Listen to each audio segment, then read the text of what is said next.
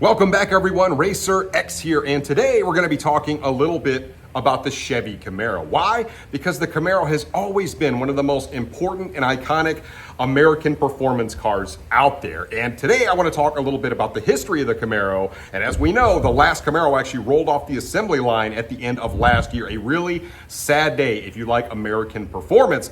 But could the Camaro actually make a comeback? I got a couple places to go today. I want to show you some old school Camaros, kind of how it evolved. And then we're going to talk about why it's important to the American performance segment, and could it actually make a comeback under this new administration? A lot of things to cover today. If you guys are brand new to the channel, please do me a big gigantic favor. Don't forget, hit the subscribe button. You can find it over here, and off we go. T-minus 15 seconds.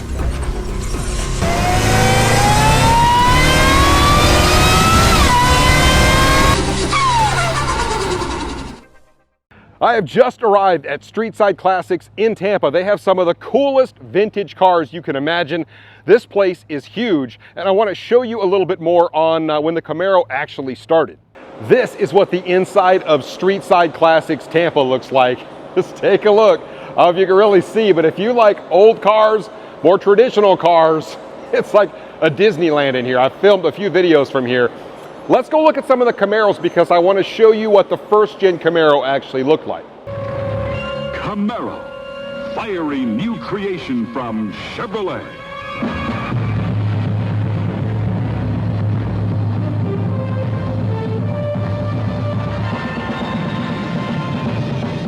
We first saw the Chevy Camaro all the way back in 1966. It was actually introduced to us then, and then we had it for the 1967 model year, and they made the Gen 1 for 3 model years, so 67 to 69. This car is a 1969 resto mod, but a beautiful car. Look at the lines on this car. So perfect example of what a Gen 1 could look like, obviously with a few modern features on it. But take a look at the inside of this car, absolutely beautiful. I just wanted to show you what one of these Gen 1 cars actually looks like, because the lines on this thing are absolutely gorgeous. Now, as weird as it is, they actually don't have a Gen 2 Camaro for me to show you guys, but they were big sellers back in the day. 1970 to 1981, so 12 model years, they made the Gen 2 Camaro, a very successful offering for them. I could go into an entire video on the history of just the Gen 2, but let's move on to the Gen 3. So here is what the Gen 3 Camaro looks like. They made these from 1982 to 1992, so 11 model years. And you can see the very distinctive kind of square front on these Camaros. This is actually a 1982, so the very first model year of the Gen 3. But just take a quick look at this car. This was really iconic back in the day. Like I said, very successful 11 model year run. And I'll give you a quick look at the interior as well. Like I said, a lot of these have some modern parts on them, or resto mods, just to make them a little bit nicer, a little bit easier to drive. This one is a 3-speed automatic, a pace car. But I just wanted to give you a quick look at the lines on this car. Look how square from the front, but a very traditional look at the Gen 3 Camaro. And here is the beloved Gen 4 Camaro. I remember this from way back in the day when I was a teenager. That kind of dates me a little bit. But I always call this the Wedge Camaro. They made this from 1993 until 2002, so 10 model years. It did change shape just ever so slightly along those model year runs. But you can see I call it the Wedge Camaro for a reason. It basically is just a wedge. This one, of course, is a Z28. I believe this is a 1996. But there's a special spot in my heart for this car. I mean, it's kind of simplistic by design, but they sold an absolute butt ton of these cars, and they were an absolute blast to drive. I'll give you a quick look at the interior. Pretty plasticky by today's standards, but love these cars.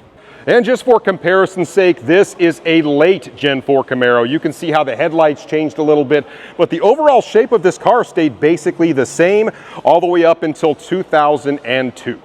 So from 2003 to 2009, they simply didn't make any Camaros. So the Gen 5 didn't come along until 2010, and we saw a drastically different shape in 2010.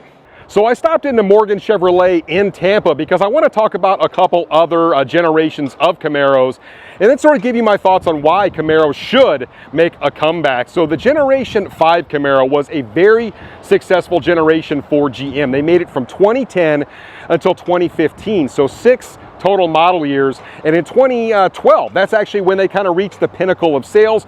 Over 91,000 units they sold. This is back when they had like cars that were in Transformers, the yellow Bumblebee car. I mean, the car had a very distinctive look. They were selling a lot of units, but they were doing a lot more to advertise. And they had a couple other variants of the Gen 5 that were really cool. I really like the Z28 car with the naturally aspirated 427. It had some aero on it. I mean, a really cool driver's car.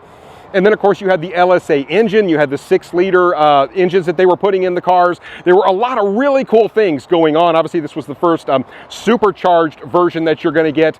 And that brings us to this, the modern day Camaro, the Gen 6. They made this from 2016 until 2024. They made just a few cars for 2024. They labeled them as 2024s. As I mentioned, the last Camaro rolled off the assembly line in December of 2023.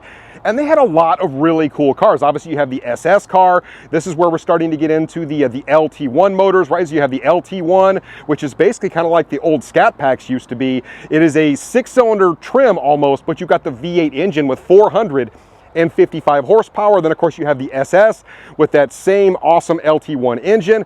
And you have variants like this. This is actually my favorite variant of the Gen 6 Camaro. That is a ZL1 1LE in a manual. Very much a driver's car. I reviewed this car on my channel many years ago and had so much fun, and I still maintain it is one of the best manual cars that I have ever driven. It's not for the faint of heart. Some people say it rides a little bit rough, but I absolutely love it. I could deal with this on a daily basis because I'm an enthusiast and just the kind of person that I am. I would have an absolute blast in this car, and I'm really enjoying driving it. It's just a ton of fun to drive it, and you can see it's putting a smile on my face. And of course, this features the LT4 supercharged engine, which is 650 horsepower, the same engine they put in the Cadillac CT5V Blackwing, the same engine that they put in the Z06, the C7 Z06, and it has been a proven engine for GM for quite some time. But I absolutely love all of the variants of the the Gen 6 Camaro. They of course had base models with a turbo 4 or a 6-cylinder, so a lot of different variations of the Gen 6. But the Camaro, as we know, has gone away. I just want to give you one more quick look at this beautiful ZL1 1LE in a manual. They actually have two of this car. This is a 2018, they have a 2019 as well. But this is a spec that is increasingly harder and harder to find. And 650 horsepower, supercharged. I mean, it is truly a driver's car. A lot of people say it rides a little bit rough, but look at the aero on it. I mean, this thing is truly a track weapon. And if you are a true hardcore enthusiast, there is very little to not like about the ZL1 in general, but this 1LE is just the next level of aggression. Just look at the tires on it. I mean, everything about this car just screams performance. I am a huge fan of this thing. So anyway, this is the best version of the Camaro, in my opinion, that they ever made. There's been a lot of good ones. Like I said, the Z28 was a lot of fun. That was another track-focused car, but this one is kind of the coup de grace, in my opinion, when it comes to Camaros. So what is the real reason that GM is going away from the Camaro? After all, this has been a very successful model for them for the longest time. Like I said, all the way back going to 1967. We had a few years in there between the Gen 4 and the Gen 5 where they didn't make any cars. But it's a really nice performing car. I've always said the Camaro is a really nice blend between, like, say, the Scat Pack and the Mustang GT, if you're talking about that trim level, right? I mean, it definitely makes a lot more low-end torque than the Mustang, yet it'll compete with the Mustang on the highway, and it'll definitely run away and hide from one of the Mopars on the highway because it's a lot lighter. I mean, it's just a really nice platform. I love the 10-speed in these cars. The manuals in these, I've always maintained, are better than both the Mustang and the Mopars. So, I mean, you've got a lot going for the Camaro, yet they're deciding to go away from it. But when you really take a close look at the sales data, that is what tells the tale, so to speak, because back in like 2012, back in the Gen 5 days when they were selling 91,000 units, you see a steady decline, and then they went to this Gen 6 and you never really saw a bump up in sales. It was really weird, and you just see another steady decline. But can you really think about a time when they were putting a lot of Camaro ads out there, right? I mean, back when they were doing the Transformers thing and putting the car in movies and doing all sorts of stuff on TV.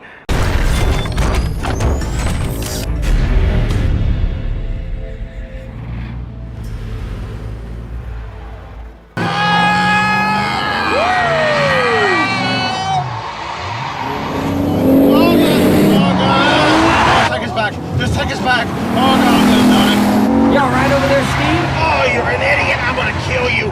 Oh, stop. Oh. They were getting the sales. But when is the last time you saw a legitimate Camaro ad where they were putting it out there, trying to put the car at the forefront of the community, letting people know, hey, we have this car out here. It's a great performer.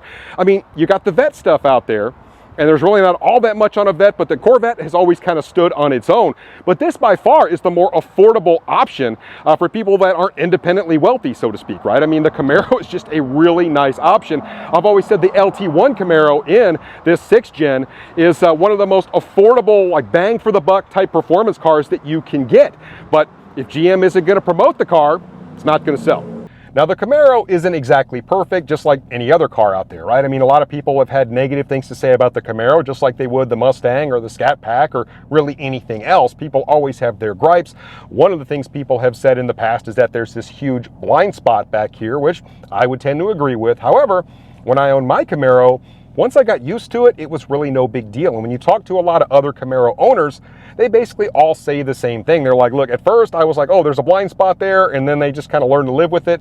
And it didn't really bother them moving forward. And when you really look at the sales trend on the Camaro, back in 2016, when they did the refresh, you never really saw a big uptick in sales. A lot of people really did not like the look of the Gen 6 Camaro over the Gen 5. So that was kind of a big issue there as well.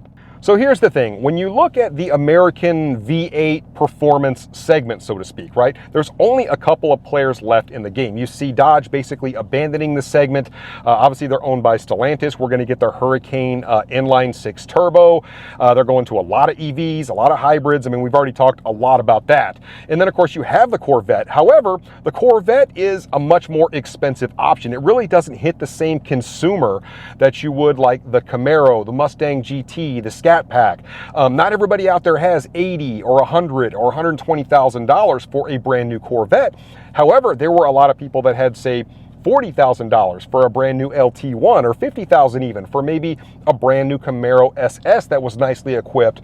Maybe they have the money for a Mustang GT. Maybe they can sneak by getting a Scat Pack if they can get a deal on it. I mean, there's that trim level that they're kind of abandoning, and basically everybody has just kind of left it up to Ford, right? In that segment, I mean, if you got the Camaro going away, GM's not pushing it. You got the Corvette, which is really kind of too expensive for people that want to buy in that price range.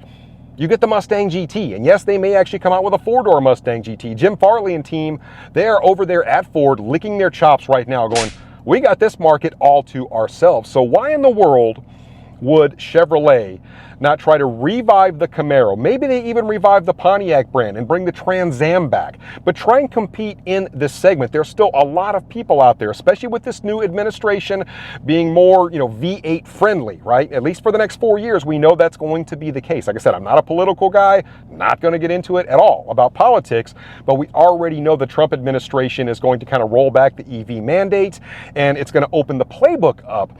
This is a huge opportunity for GM to step back in. I mean, they're still American owned, and actually revisit this segment, whether it be the new Trans Am, redo the Camaro, and start putting some marketing out on this car.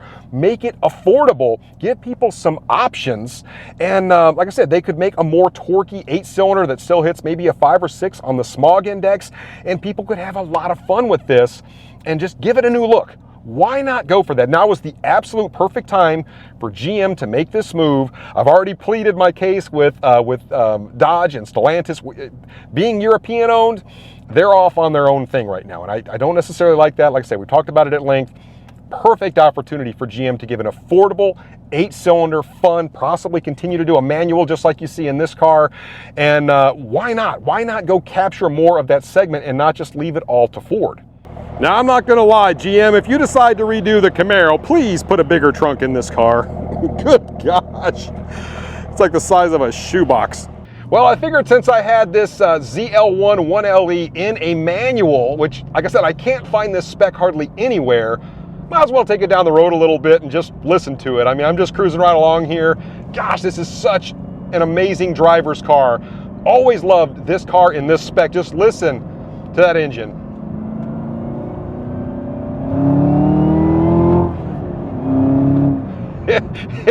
It's so good. Everything about this car, just the way it turns in, everything about it. So good. GM just hit it out of the park when they made this car. Like I said, it's not for the faint of heart. Might ride just a little rough for some people. I absolutely love it. Anyway, guys, I just wanted to give you my thoughts on why GM should revive the Camaro or maybe the Trans Am, revive Pontiac, do something. But let's get some more options out there besides the Ford Mustang in the American V8 segment. I mean, now is the time to strike. I hope we see it, guys. Let me know what you guys think in the comments down below, and I will catch you on the next one. So until then, Racer X.